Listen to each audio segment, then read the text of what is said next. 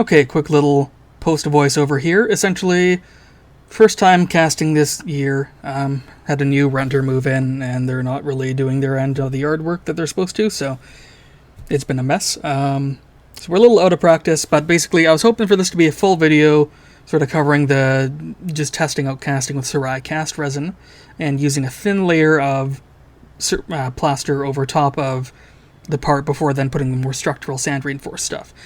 Basically, my two molds didn't work out. The one for a buddy who was going to do a brass part did mostly. We didn't have quite enough brass. He put it in when it was way too hot still.